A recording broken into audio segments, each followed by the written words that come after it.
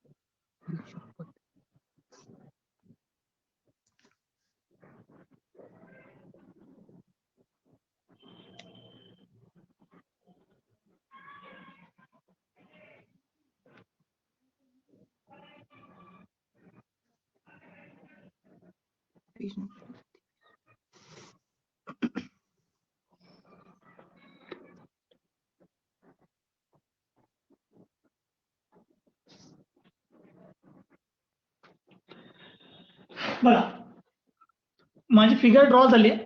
फक्त आता मी यांना नावं देतो. इथं शाफ्ट S1 आहे, शाफ्ट S1, या बाजूला शाफ्ट S2 आहे. एक बाहेर तुम्हाला एक फ्रेम दिसेल, ज्याला मी आता हॅचिंग करावली. हा हॅचिंग करावली की नाही, हा एक गिअर आहे, एक गिअर, त्याला इंटरनल टीथ आहे. तुम्ही म्हणाल हा असला कसला गिअर, काय की एक ती फ्रेम आहे, फ्रेम, आणि त्या फ्रेमला इथं बघा, हे दिसते का, असंच असं दिसत आहे, तो इंटरनल टीथ आहे, त्याला इथं इंटरनल टीथ आहे. ठीक आहे, त्या गिअरचं नाव आहे डी. त्या गिअरचं नाव आहे डी, म्हणजे अॅन्युलर गिअर डी. जो हॅचिंग केलाय तो काय, अॅन्युलर गिअर डी, ज्याला इंटरनल टीथ आहे. त्यानंतर इथे गिअर आहे बघा, बी, शाफ्ट S2 वरती एक गिअर आहे बघा, हा गिअर बी. गिअर बी हा गिअर सी ला मेच झालाय, गिअर सी ला. आता गंमत बघा, गिअर सी ची सांग. गिअर सी ज्या वेळेला मेच झालाय गिअर बी ला, त्यावेळेला गिअर सी चे इंटरनल टीथ, गिअर सी चे इंटरनल टीथ बी ला मेच झालेत, इंटरनल टीथ बी ला मेच झालेत. अजून काय विशेष बघा, गिअर सी जो आहे सी, त्या गिअर सी वरती इंटरनल टीथ पण आहे तिथं, आणि एक्सटर्नल टीथ पण आहेत बघा इथं. म्हणजे थोडक्यात काय, त्याला आतमध्ये पण गिअर आहेत आणि बाहेर पण गिअर आहेत, इंटरनल पण गिअर आहेत आणि एक्सटर्नल पण गिअर आहे. आता गिअर सी हा कोणावरती माउंट केलाय बघा, हा आर्म आहे, या आर्म वरती एक पिन आहे आणि या पिन वरती माउंट केलाय, आर्म वरती एक पिन आहे, त्या पिन वरती माउंट केलाय. म्हणजे थोडक्यात गिअर सी आर्म वरती माउंट केलाय, याचा अर्थ गिअर सी हा काय, प्लॅनेटरी गिअर आहे. गिअर सी हा काय, प्लॅनेटरी गिअर. बघा परत एकदा सांगतो, शाफ्ट S2 त्याच्यावरती एक सेंटरला गिअर आहे बी, त्या बी ला गिअर सी मेच झालाय, सी चे इंटरनल टीथ मेच झालेत, आणि सी हा या आर्म वरती माउंट केलाय. आर्म हा शाफ्ट S1 ला कनेक्ट आहे, आर्म हा शाफ्ट S1 ला कनेक्ट आहे. तसंच इथे गिअर आहे internal gear D, internal gear D, त्याला इंटरनल टीथ आहेत. आणि गंमत बघा, सी चे एक्सटर्नल टीथ हे डी च्या इंटरनल टीथला मेच झाले, सी गिअरचे एक्सटर्नल टीथ डी च्या इंटरनल टीथला मेच झाले. ठीक आहे, हा जो आर्म आहे त्याला नाव दिले त्यांनी स्मॉल ए, आर्मला काय नाव दिले, स्मॉल ए. आता मला प्रॉब्लेम स्टेटमेंट वाचतो. ठीक आहे, गिअरिंग अरेंजमेंट सांगून झालेले, मी आता प्रॉब्लेम स्टेटमेंट वाचतो, मग प्रॉब्लेम आपण सॉल्व्ह करूया. काय म्हणले बघा, In the epicyclic gear train shown in figure, a gear C which has teeth cut internally and externally. सांगताना काय सांगितले, एक गिअर सी आहे, ज्या गिअर सी ला इंटरनल टीथ पण आहेत आणि एक्सटर्नल पण आहेत, म्हणजे त्याच्या आतमध्ये पण टीथ आहेत आणि त्याला बाहेरून पण टीथ आहेत. ठीक आहे, म्हणजे गिअर सी ला दोन टीथ आहेत बघा, इंटरनल आणि एक्सटर्नल. पुढं, is free to rotate on the arm driven by shaft S1. सांगताना काय सांगितलं बघा, gear C is free to rotate on arm, म्हणजे सी हा या आर्म वरती माउंट केलाय. आणि पुढे काय म्हणले, arm which is connected to shaft S1, म्हणजे शाफ्ट S1 ला आर्म कनेक्टेड आहे आणि आर्म वरती एका पिन वरती गिअर सी आहे आणि या गिअर सी ला इंटरनल आणि एक्सटर्नल दोन्ही टीथ आहेत. पुढं, it meshes externally with casing D. आता गिअर सी बद्दल बोलले, हा गिअर सी एक्सटर्नली म्हणजे गिअर सी चे एक्सटर्नल टीथ कोणाला मिस झालेत, डी गिअरला मिस झालेत. सी गिअरचे एक्सटर्नल टीथ डी ला मिस झालेत असं सांगितलं. ठीक आहे, आणि पुढे काय म्हणले, अँड इंटरनली विथ गिअर बी, आणि सी गिअरचे इंटरनल टीथ बी ला मिस झालेत. सी गिअरचे इंटरनल टीथ बी ला मिस झालेत असं सांगितलं. ठीक आहे, the gears have following number of teeth, आणि या गिअरचे टीथ तुम्हाला दिले आहेत. The gears have following number of teeth. आता या गिअरचे टीथ काय काय दिलेत ते मी जरासं लिहितो बघा. Teeth on gear B is 24. Teeth on gear C किती आहेत बघा, 32 अँड 40. आता मला सांगा, सी चे टीथ 32 आणि 40 असे दोन दिलेत, ते दोन देण्यामागचं कारण काय? टीथ दोन दिलेत, इंटरनल पण दिलेत आणि एक्सटर्नल पण दिलेत. का? कारण की सी ला बघा इंटरनल पण आहे एक्सटर्नल पण आहे. मग तुम्ही सांगा, ह्यातलं इंटरनल टीथ कुठले आणि एक्सटर्नल टीथ कुठले, या दोन्ही मध्ये, या दोन्ही मधले इंटरनल कोणते आणि एक्सटर्नल कोणते? इंटरनल 32 आणि बाहेरचं इंटरनल 32 आणि एक्सटर्नल 40. का? कमी जो आहे इंटरनल म्हणजे कमी म्हणजे 32 आणि एक्सटर्नल जो आहे म्हणजे 40. म्हणजे सी वरती इंटरनल टीथ पण आहेत आणि एक्सटर्नल पण टीथ आहेत. हे इम्पॉर्टंट आहे. जरा पुढे बघा, and teeth on gear D is 48, आणि डी गिअर वरचे टीथ किती दिलेत, 48. ओके, मग पुढे काय म्हटले बघा, फाइंड व्हेलॉसिटी रेशो, आणि पुढे काय सांगले, फाइंड द व्हेलॉसिटी रेशो, आणि त्यासाठी कंडिशन दिल्यात तिने, S1 and S2 when D is fix, आणि दुसरं काय म्हणले, S1 and D when S2 is fix. ते नंतर बघूया आपण. And what will be the torque required to fix the gear D, असं विचारले. हे आन्सर सगळे नंतर डिटरमाइन करूया. आन्सर डिटरमाइन करायच्या अगोदर आपल्याला सगळ्यात महत्वाचं म्हणजे काय करायला पाहिजे, याचा टेबल बनवायला पाहिजे. ठीक आहे, आता आपण टेबल बनवूया. चलो, मग टेबल बनवण्यासाठी तुम्ही सांगा मला काय काय कंडिशन घ्यायची टेबल बनवण्यासाठी. टेबल बनवण्यासाठी काय काय कंडिशन घ्यायची? सिरियल नंबर सगळ्यात पहिल्यांदा मी ते लिहितो, सिरियल नंबर. बघा, सगळ्यात पहिल्यांदा काय ना, सिरियल नंबर, त्यानंतर कंडिशन ऑफ मोशन, त्याच्यानंतर रिव्होल्यूशन. आता रिव्होल्यूशनला काय येणार बघा, सब कॉलम येणार. ठीक आहे, हा table of motion, table of motion. Okay, चला सांगा, सगळ्यात पहिल्यांदा काय येणार इथं, आर्म नंतर काय येणार, सेंटरचा गिअर इथं बघायचं, सेंटरचा गिअर कुठला आहे, गिअर बी. गिअर बी,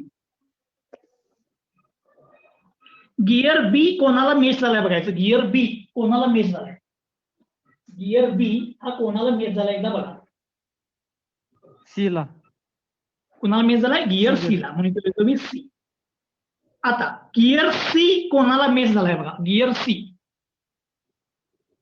गिअर सी कोणाला मेच झालाय, बरोबर, डी ला मेच झालाय. सगळे गिअर झाले का बघा एकदा, बघा, बी झाला, सी झाला, डी झाला, टोटल 3च गिअर आहेत, बी सी डी. ओके, आता बाळांनो मी काय करतो, टेबल पहिल्यांदा कंप्लीट करून घेतो. आता मुलं कुठं चुकतात ते पण सांगतो तुम्हाला ह्या प्रॉब्लेम मध्ये. हा प्रॉब्लेम मी तुम्हाला आधी म्हटलं की हा इम्पॉर्टंट काय आहे, त्याच्या मागचं कारण काय की सी ला दोन टीथ आहेत. बोल. असं एक कॉम्प्लिकेटेड गिअर असलं की नाही, स्टार्ट आर्म नंतरचा गिअर कुठला घ्यायचा, म्हणजे कुठली एक स्टँडर्ड पद्धत आहे ना? इथं सेंटरला काय दिसते सांग? सगळ्यात सेंटरला कुठला गिअर आहे? सेंटरला शाफ्ट असणार, त्या शाफ्टवर कुठला गिअर आहे सांग? बी आहे. हा शाफ्ट आहे, या शाफ्टवर कुठला गिअर आहे सांग सेंटरला? बी आहे बी. बी आहे. तिथनं स्टार्ट केलं. नेहमी मी तेच करतो. शाफ्ट वरती कुठला गिअर आहे बघायचा सेंटरला आणि त्या गिअर पासून स्टार्ट करायचं. ठीक आहे, म्हणून मी बी पासून स्टार्ट केलं. आजपर्यंत सगळे प्रॉब्लेम उघडा, फक्त एकच प्रॉब्लेम मी बाहेरून आत येऊन सॉल्व्ह केलं होतं आणि त्यावेळी सांगितलेलं की मी मुद्दा म्हणून बाहेरून आत यायला लागले. नाही तर बाकी सगळे प्रॉब्लेम मी शाफ्ट वरती सेंटरला कोणता गिअर आहे बघायचं आणि त्या गिअर पासून सॉल्व्ह करायला चालू करायचं. ठीक आहे, चलो आता लक्ष द्या. सगळ्यात पहिली कंडिशन काय असते सांगा? सगळ्यात पहिली कंडिशन आर्म इज फिक्स्ड. म्हणजे आपण आर्म फिक्स केला. आर्म फिक्स केल्यामुळे ही इपिसायक्लिक गिअर ट्रेन जी आहे ती सिंपल गिअर ट्रेन मध्ये कन्वर्ट झाली. सिंपल गिअर ट्रेन मध्ये कन्वर्ट झाली. त्यानंतर सेंटरचा जो गिअर आहे गिअर बी, त्याचे किती रिव्होल्यूशन घ्या? 1 x 1 रिव्होल्यूशन कुठल्या डायरेक्शनला? Anti clockwise. 1 revolution in anti clockwise direction. ठीक आहे, आता याच्यावरून मी यांचा स्पीड रेशो लिहितो.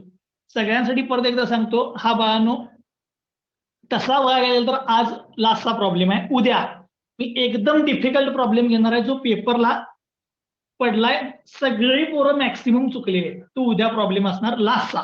ठीक आहे, आणि तसं बघितलं तर सिंपल मधला हा आज लास्टचा प्रॉब्लेम आहे या टॉपिकचा. आता मी कंडिशन लिहिली, arm is fix, gear B rotates through 1 revolution in anti clockwise direction. आता बाळांनो स्पीड रेशो लिहूया आपण. सांगा आर्मचे रिव्होल्यूशन किती घेतले? फिक्स म्हणजे 0. आर्मचे रिव्होल्यूशन फिक्स म्हणजे 0. गिअर बी चे रिव्होल्यूशन तुम्ही किती घेतले? Gear B rotates through 1 revolution, anti clockwise घेतले म्हणजे प्लस. आता मला गिअर सी चं रिव्होल्यूशन पाहिजे, गिअर सी चं. मग मी लिहितो स्पीड रेशो. त्यासाठी मला स्पीड रेशो घ्यायला पाहिजे. कोणाकोणाचा बघा, बी आणि सी, बी आणि सीचा, बी आणि सीचा. ठीक आहे, म्हणून मी लिहितो गिअर बी अँड सी. आता जरा मी रेशो लिहिणार आहे, इम्पॉर्टंट आहे. इथं पोरं सगळी चुकणार आहे. इथं चुकणार आहे. बघा मी स्पीड रेशो लिहितो. स्पीड ऑफ सी ब्रेक झाला आवाज. सर आवाज येत नाही.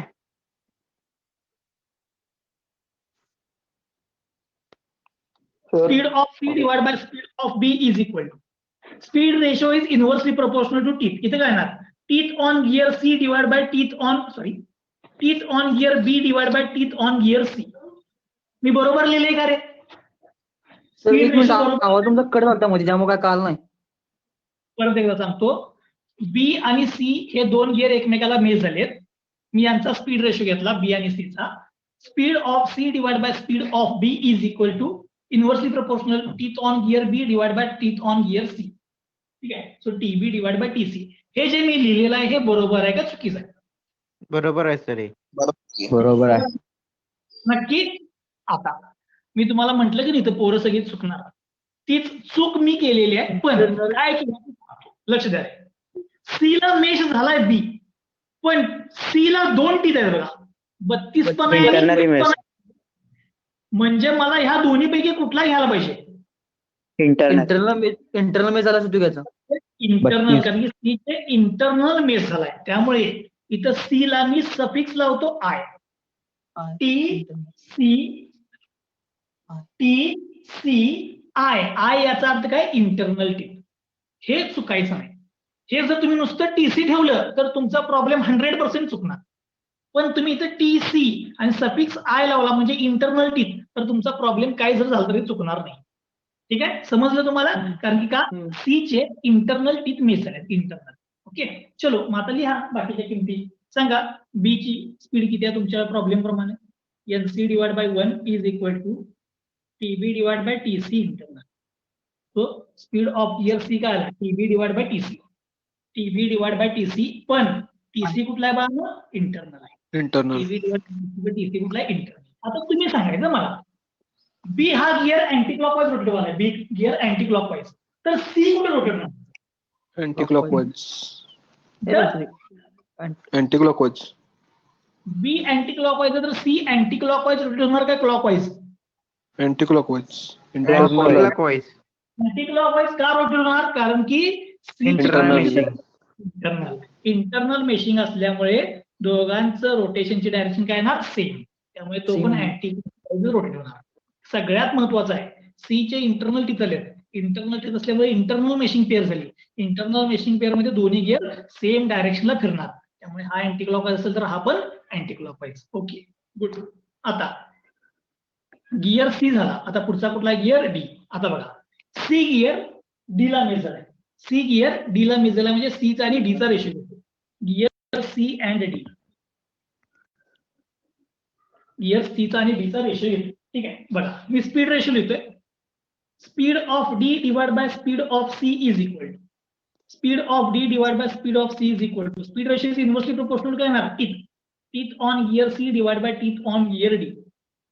Speed ratio is inversely proportional to teeth. पण पहिला बघायचं सी चे इंटरनल का एक्सटर्नल टीथ आहेत बघा. सी चे सी आणि डी चा जर रेशो घेतला तर कुठले इंटरनल आहेत का एक्सटर्नल आहेत? एक्सटर्नल. सी चे एक्सटर्नल टीथ आहेत, त्यामुळे इथं टी सी इथे मी लिहितो EX. EX याचा अर्थ एक्सटर्नल टीथ. सी चे एक्सटर्नल टीथ, कारण की डी बरोबर मेश होताना सी चे एक्सटर्नल टीथ मेजर आहेत. एक्सटर्नल टीथ सगळ्यांना समजलं हे. आता स्पीड रेशो लिहितो. स्पीड रेशो बघा. So speed of D divide by speed of C तिकडे घेतो. Speed of D is equal to TC external divide by TD into speed of gear C. Speed of gear C. आता speed of gear D is equal to TC external divide by TD into C ची speed बघा. C ची speed काय TB divide by TC internal.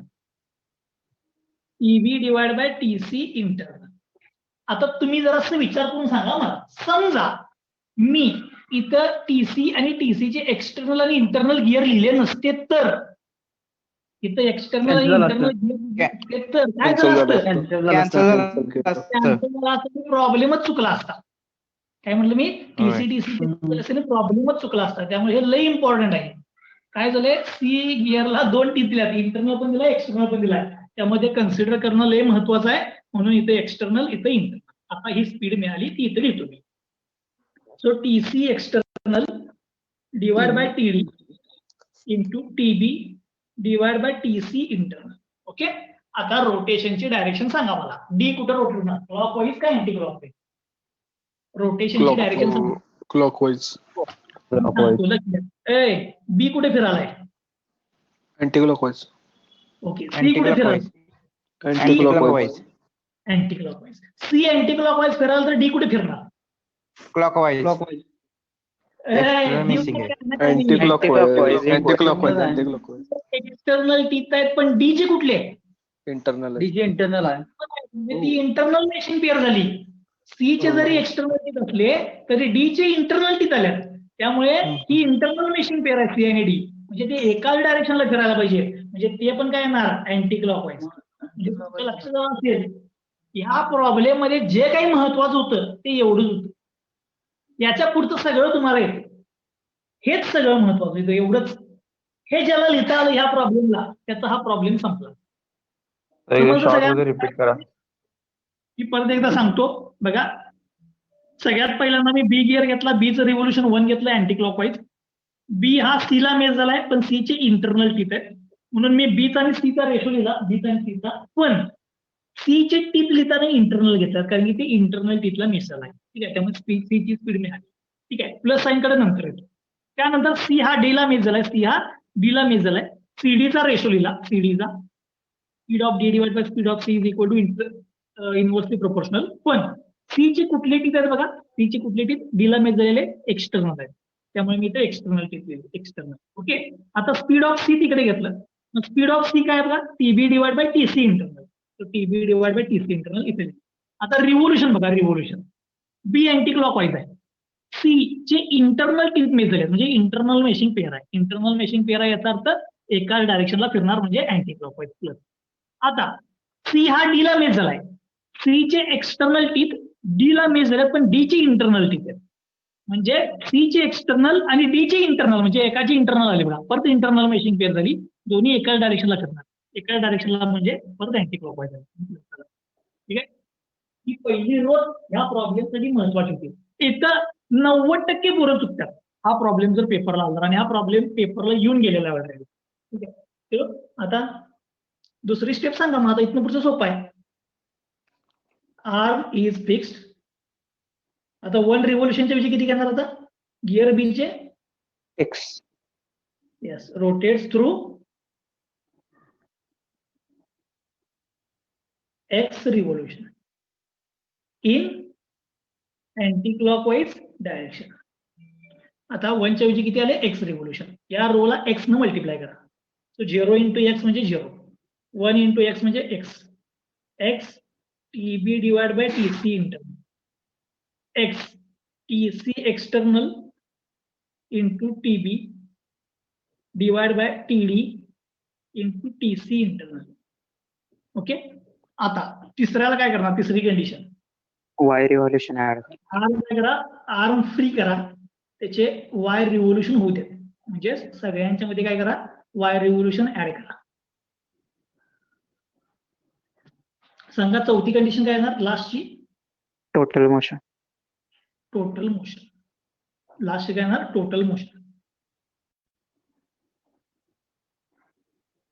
म्हणजे 2 number आणि 3 नंबरचे addition, म्हणजे हे आलं वाय, हे आलं x plus Y, Y plus x TB divide by TC internal, Y plus x TC external TB divide by TD TC internal. Okay, आणि मग इथं माझा टेबल संपला. असं म्हणा की हा टेबल लिहिला म्हणजे तुमचा प्रॉब्लेमच संपला. हे ज्याला लिहिता आलं त्याला पुढचं सगळं करता आलं. ओके, आता पुढे जाऊया. चलो, प्रॉब्लेम मध्ये जरासं कोणाचे टीथ दिलेत आणि कोणाचे नाहीत पहिला बघून घ्या. प्रॉब्लेम मध्ये कोणाचे टीथ दिलेत आणि कोणाचे नाहीत एकदा चेक करून घ्या. एची दिलेली नाहीत. एची दिलेली नाहीत वाटत. कोणाचे दिलेले नाहीत? ए हा आर्म आहे रे, आर्मला टीथ नसतात बा. बी चे सगळे दिले टीथ सर. 2 दिलेत आणि डी चे पण दिलेत, म्हणजे सगळ्यांचे सगळे टीथ दिलेत. दिलेले आहेत. सगळ्यांचे D चे- दिलेले आहेत, म्हणजे आता टीथ कॅल्क्युलेशनची काही गरज नाही. आता मग प्रॉब्लेम मध्ये जावा. प्रॉब्लेम मध्ये जावा आणि पहिला आन्सर जे विचारले 1 नंबरचा आन्सर, ठीक आहे, ते काय दिले ते बघा. 1 नंबरचा आन्सर S1 आणि S2 when काय D is म्हणले? fixed विचारले. Velocity ratio. मी इथे देतो व्हेलॉसिटी रेशो पाहिजे आहे ऑफ काय S1 अँड S2 हे किती आहे असं विचारलंय. त्यासाठी कंडिशन काय दिल्या?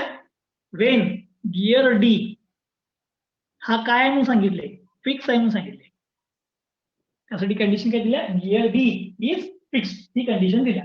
S1 आणि S2 चा रेशो सांग जर गिअर डी फिक्स असेल तर. आता गिअर डी दिलाय ना टेबल मध्ये, या गिअर डी ची स्पीड काय आहे बघा.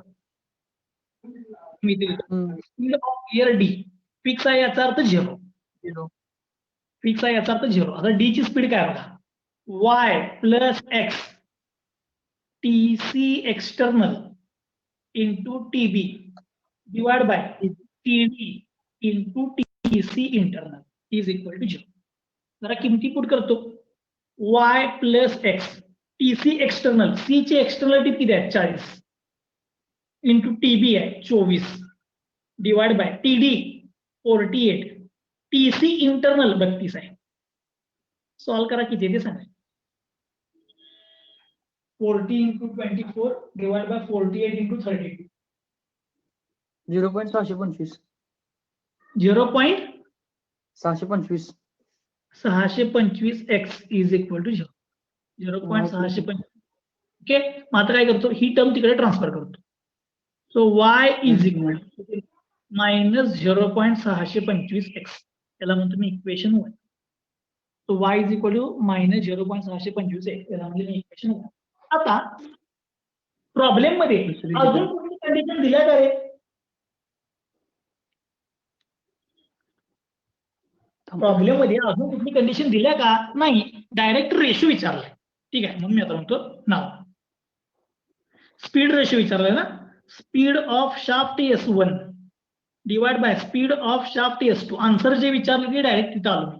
स्पीड ऑफ शाफ्ट S1 आणि स्पीड ऑफ शाफ्ट S2 यांचा रेशो विचारलाय. इज इक्वल टू बघा S1 शाफ्ट येते या. S1 शाफ्ट म्हणजे कुणाची स्पीड रे? सॉरी, S1 शाफ्ट म्हणजे कुणाची स्पीड? आधीच प्रॉब्लेम सांगितले म्हणजे स्मॉल ए म्हणजे कुणाची स्पीड येणार? ही आर्मची स्पीड. ओके, म्हणजे speed of arm A divide by shaft S2 ची स्पीड म्हणजे B. कुणाची स्पीड? Gear B. बी ची. तो स्पीड ऑफ गिअर NB. थोडक्यात शाफ्ट S1 म्हणजे आर्मची स्पीड, शाफ्ट S2 म्हणजे गिअर बी ची स्पीड. ओके, आता सांगा टेबलवरून ह्या दोन व्हॅल्यू सांगायच्या. स्पीड ऑफ आर्म किती आहे? आर्मची speed y. y divide by speed of gear B ची स्पीड काय बघा? x plus y. x plus y. So speed of shaft S1 divide by speed of shaft S2 चा ratio काय आला? y divide by x plus y. आता लक्ष द्या, y ची किंमत तुमच्याकडे आहे. y ची किंमत ते बघा इथं आहे काय? -0.625x डिवाइड बाय परत इथं x प्लस y ची किंमत -0.625x. y ची किंमत टाकली इक्वेशन 1 वर. ठीक आहे, कुठून पुट केलं? हे फ्रॉम 1 वरून पुट केलं. जरा लिहितो बघा, -0.625x डिवाइड बाय, आता हा x आहे बघा, 1x. या दोघांच्यात x कॉमन आहे. x कॉमन घ्या, ब्रॅकेट मध्ये काय राहणार? 1. हा मायनस 0.625. हे सॉल्व करा. x ला x कॅन्सल होईल. हे सॉल्व करा. 375 खालचं. हे सॉल्व करून किती येते सांगा?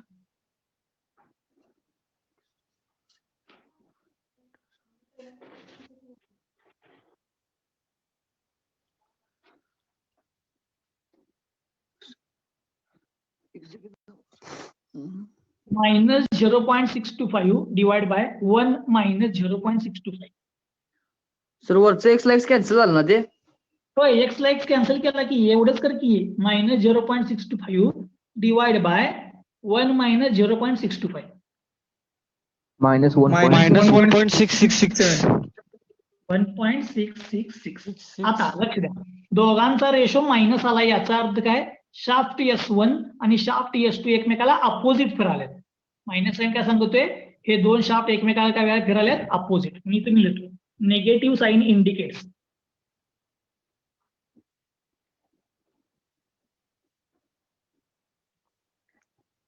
both the shafts rotates in opposite direction. Minus sign काय दाखवते? दोन्ही शाफ्ट अपोजिट फिराल्यात आणि त्यांचा स्पीड रेशो किती आहे? 1.666. त्यांचा स्पीड रेशो किती आहे? 1.66. हे तुमचं आन्सर नंबर काय आलं बाळांनो? 1. त्यांनी विचारलं ना, velocity ratio of shaft S1 आणि S2. झालं, वेलॉसिटी रेशो मिळाला. ओके, समजलं सगळ्यांना? पहिला आन्सर. आता पुढे जाऊया. दुसरा आन्सर शोधला. दुसरा आन्सर काय विचारले बघा? 2 नंबरचा आन्सर. 2 नंबरचा आन्सर काय बघा? Fixed. S1 and D when S2 is fixed. Okay, आता ते 2 नंबरचा आन्सर काय आहे? Ratio of S1 and D. Velocity ratio of S1 and D विचारलाय. हा रेशो किती विचारलाय आणि त्याचं D कंडिशन काय दिलं? S2 is fixed. S2 is fixed. आणि मग तिथे शाफ्ट S2 हा काय दिलाय? फिक्स्ड. फिक्स याचा अर्थ काय? B fixed आहे ना? शाफ्ट S2 आता शाफ्ट S2 म्हणजे कोण आहे सांगा इथे? Shaft B. S2 म्हणजे कोण आहे? गिअर बी. म्हणजे थोडक्यात शाफ्ट S2 म्हणजे गिअर बी ची स्पीड 0 आहे. शाफ्ट S2 म्हणजे गिअर बी ची स्पीड 0 आहे. आता गिअर बी ची स्पीड टेबल मधनं बघा किती आहे? बी ची स्पीड टेबल मधनं बघा किती आहे? X plus y. म्हणजे x plus y is equal to किती आला? 0. याचाच अर्थ एक्स इज इक्वल टू काय आहे? -1. Minus. X is equal to काय? Minus y. याला म्हणतो मी 2. ठीक आहे, कंडिशन मिळाली. आता डायरेक्ट रेशो लिहा. S1 आणि D चा रेशो लिहा. S1 आणि D चा रेशो लिहितो. नाव speed of S1 divide by speed of D is equal. टेबलमध्ये जायचं. टेबलमध्ये जायचं आणि S1 आणि D चा रेशो लिहायचा. पण S1 म्हणजे कोण आहे बघा? Shaft S1. शाफ्ट S1 म्हणजे कोण आहे? आर्म. शाफ्ट S1 म्हणजे कोण आहे? आर्म. म्हणजे Arm थोडक्यात आहे. काय आहे? Speed of arm divide by speed of gear D. आर्मची स्पीड टेबलमध्ये बघून सांगा. आर्मची Y. स्पीड टेबलमध्ये बघून किती आहे? Y. आर्मची स्पीड किती आहे? Y. So Y divide by speed of gear D. D गिअरची स्पीड सांगा. D गिअरची स्पीड किती Y आहे? Plus X. Y plus x. Y TC. Plus x. TC external external into upon TB divide by TD into TC internal. ठीक आहे, हे बघा तुमचा डिनॉमिनेटर आला. आता इथं काय करूया आपण? किमती पुट करूया. किमती पुट करूया. चलो लक्ष द्या. हे एकतर इन टर्म्स ऑफ एक्स लिहा किंवा एकतर वाय लिहा. आपण इन टर्म्स ऑफ काय करूया? वाय लिहा. वाय किती आहे? Y. हे असं वाय इथेच ठेवतो. वाय डिवाइड बाय हा वाय तसाच ठेवतो प्लस एक्स इथे या. दुसऱ्या कंडिशन मध्ये एक्स ची किंमत काय? Minus Y. एक्स ची किंमत काय? Minus Y. इथे लिहितो मायनस वाय. एक्स ची किंमत minus Y. TC external. TC external किती आहेत बघा? 40 into TB 24 divide by TD 48 TC internal 32. कोण तर मला हे सॉल्व्ह करून सांगा. एवढं सॉल्व्ह करून सांगा. 0.625. 0.625. 0.625. लक्ष द्या, हे सॉल्व्ह केलं 0.625. हा मायनस साईन जे टाकला मायनस. आता या दोघांच्या मधनं वाय कॉमन घ्या. सो वाय डिवाइड बाय यातनं वाय कॉमन घ्या. वाय म्हणजे ब्रॅकेटमध्ये काय आलं? 1 मायनस. हे बघा हा वाय आणि हा वाय कॅन्सल झाला. म्हणजे थोडक्यात वाय कॅन्सल झाला म्हणजे इथे न्यूमरेटरला 1 आहे. 1 तो 1 divide by 1 minus 0.625. 1 divide by 1 minus 0.66. 2.66. आता आन्सर प्लस आलं. याचा अर्थ काय रे? अँटी क्लॉकवाईज फिरते. एकाच डायरेक्शनला फिरतात. सेम दोन्ही एकाच डायरेक्शनला करलेत. Answer number 2. परत एकदा सांगतो बघा. काय सांगितलेलं? शाफ्ट S1 आणि D चा रेशो विचारलेला. त्यासाठी शाफ्ट S2 हा फिक्स आहे म्हणून सांगितले. शाफ्ट S2 हा फिक्स आहे म्हणून सांगितले. मग S2 ची स्पीड 0. S2 म्हणजे कोण आहे इथं बघितलं मी जाऊन. म्हणजे गिअर बी आहे. गिअर बी ची स्पीड किती लिहिली? 0. टेबलमध्ये जाऊन बी ची स्पीड शोधली. टेबलमध्ये जाऊन बी ची स्पीड काय? X plus y. X plus y is equal to 0 लिहिलं म्हणजे x is equal to minus y. आता हा रेशो लिहिला S1 आणि D चा. तो स्पीड रेशो ऑफ S1 आणि D. S1 म्हणजेच आर्म आहे. D तसंच ठेवला. आर्म ची स्पीड टेबल मधनं लिहिली वाय. D ची स्पीड टेबल मधनं लिहिली. किमती पुट केल्या. सॉल्व्ह करत गेलो तुम्हाला रेशो मिळाला. म्हणजे तुमचा आन्सर नंबर 2 झाला. आता पुढे जावा. 3 नंबरचा आन्सर. 3 नंबरचा आन्सर पुढे कंटिन्युएशन मध्ये विचारले बघा. What will be the torque required? 3 नंबरचा answer. What will be the torque required to fix the casing D? म्हणजे ऑन केसिंग डी किती आहे असे विचारले. बरोबर, म्हणजे गिअर डी फिक्स करण्यासाठी किती टॉर्क लागेल असं विचारलंय. इफ टॉर्क ऑफ आणि काय दिले? And torque of. कोणाचा टॉर्क दिलाय बघा? Torque of 300 newton metre is applied to shaft S1. S1 शाफ्टवर 300 न्यूटन मीटर एवढा टॉर्क लावलाय असं सांगितलंय. डी चा टॉर्क विचारलाय आणि S1 चा टॉर्क दिलाय. B चा टॉर्क विचारलाय, S1 चा टॉर्क मला दिलाय. मग आता बघा याच्यावरून मला प्रॉब्लेम सॉल्व्ह करायला पाहिजे. ठीक आहे, चलो मग आता पुढे याचा आपण प्रॉब्लेम सॉल्व्ह करूया. बघा मला प्रॉब्लेम मध्ये जरा असं जाऊन सांगा, टॉर्क कुणाला दिलाय? टॉर्क दिलाय S1 ला. टॉर्क कुणाला दिलाय? S1 ला. म्हणजे S1 हा ड्रायव्हर आहे. मी इथे लिहितो हिअर. S1 हा काय ड्रायव्हर. टॉर्क कुणाला ट्रान्समिट होणार? कुणाला होणार? शाफ्ट 2 ला. म्हणजे शाफ्ट 2 हा तुमचा काय असणार? ड्रिव्हन. शाफ्ट 2 हा काय असणार आहे? ड्रिव्हन. आणि फिक्स गिअर कुठला आहे? सांगितले की torque required to fix gear D. Fix gear